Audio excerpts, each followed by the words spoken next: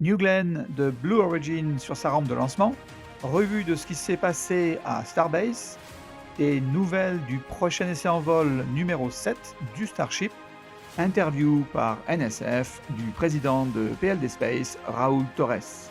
Lancement de la semaine. Je m'appelle Christophe Paget d'Espace News et voici votre revue spatiale.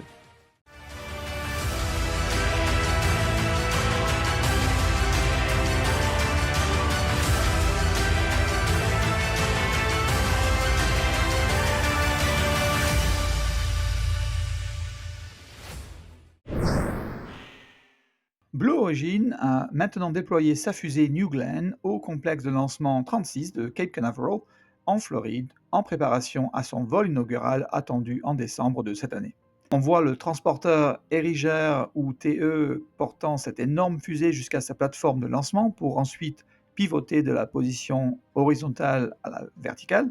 On a vu le TE se déplacer verticalement et horizontalement à plusieurs reprises. C'est tout ce que nous avons cette semaine sur le New Glenn. Sur le site de lancement à Starbase, la bobine de câble a été installée sur son treuil à la tour Mekasila numéro 2. Les travaux continuent sur les baguettes de la tour numéro 2. La base métallique du support de lancement numéro 2 est presque empilée et prête à recevoir ses différents raccords, tuyaux et câbles. D'autres tuyaux ont été ajoutés sous terre. La tour numéro 1 et son support de lancement étaient également en cours de remise à neuf et de réparation.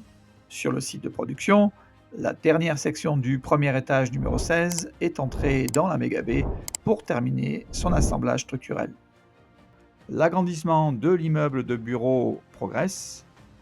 Grâce à la NSF, nous savons maintenant que le centre spatial Johnson de la NASA à Houston a demandé à la FAA d'utiliser son laboratoire volant Gulfstream 5 dans l'espace aérien international sans utiliser l'éclairage de sécurité habituel qui facilite l'identification des avions à proximité. La raison en est qu'un tel éclairage empêcherait la NASA d'utiliser son système d'imagerie thermique pour l'essai en vol numéro 7 du Starship, qui est le prochain vol qui décollera depuis Boca Chica avec le premier étage numéro 14, avec une tentative de capture de retour sur base, et le Starship numéro 33 en orbite autour du globe pour ensuite amérir dans l'océan Indien.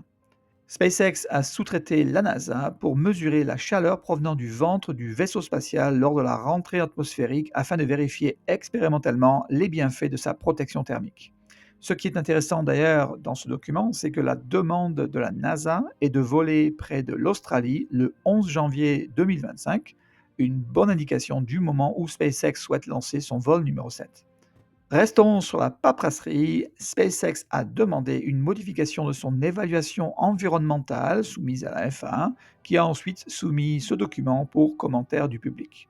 La demande porte sur l'augmentation de la cadence de vol de 5 par an à 25 depuis Boca Chica. À la vitesse à laquelle SpaceX va, ils ont définitivement besoin d'une augmentation de cette cadence de vol.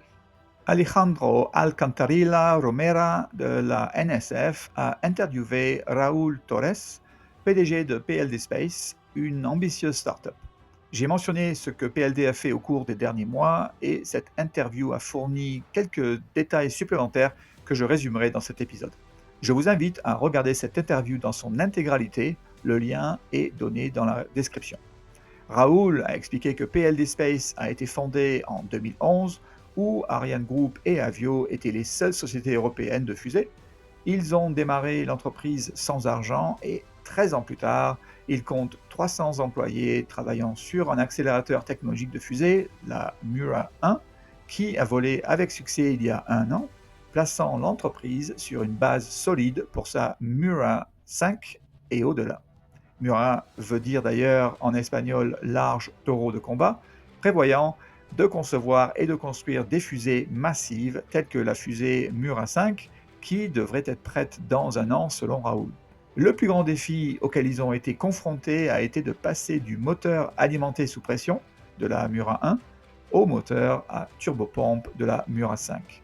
Heureusement, de nombreux concepts, pièces et processus de fabrication ont été similaires sur les deux fusées. Ils ont ajouté plus de composites et ont dû travailler sur des mécanismes de séparation d'étages que Mura 1 n'avait pas. Raoul a également mentionné qu'ils ont réalisé près de 90 à 95% de la conception de Murat 5 et que de nombreux tests et qualifications de pièces sont actuellement en cours. Murat 1 a été conçu pour obtenir des données pour Murat 5 afin de valider le processus de conception et de fabrication. L'un des enseignements particuliers de Murat 1 concernait la répartition de la température et de la pression sur le véhicule, ainsi que les performances d'aérofreinage, c'est-à-dire l'utilisation de la surface de la fusée et des volets pour réduire sa vitesse durant la descente. Tout cela afin de corréler leur modèle de conception pour les prochaines fusées Murat.